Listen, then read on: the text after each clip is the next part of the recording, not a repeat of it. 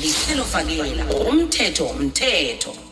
Nangembala lihlelo fakele liza qobe ngomvulo ngalesi sikhathi umthetho kazi ke emtatweni namhlanje sike sikhamisana no baba uJP wakwaMahlangu usazi umthetho begoduke uligqwetha.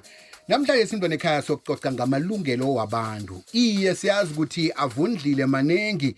Namhlanje sike sithi ke akhe sihedlu emalungelweni wabathengi nemalungelweni wakho njengomthengi ukuthi ungakhona ukuthi ululekwe ngokomkhumbulo ngemva kokuthi uzithola usenkolodweni mntwana ekhaya.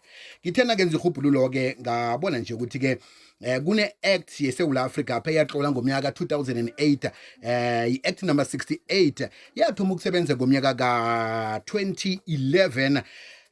Ke ngiyitsubhule nje lapha nalapha ukuthi ngengiwapha amalungelo wabathenga nandavela linye lamalungelo kaqhakathekileko ke ebathengini ukuthi ube neprivacy, ungasuthengiselwe ngekani nalapho ongafuni ukuthi uthengiselwe khona yonke into lwethebusweni bakho uthi wathenga bekodwa unelungelo lokuthi ukhethe ukuthi into le uyayifuna mbala na.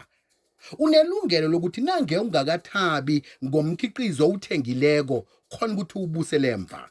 Bekodwa unelungelo lokuthi ungakhangiselwa into engasinjalo. Kuthiwe uzazibona na ufika phambili into le ekhangisiweko kuthiwe isebenza kuhle nganasi indlela na ufika ekhaya uyithola ingasinjalo.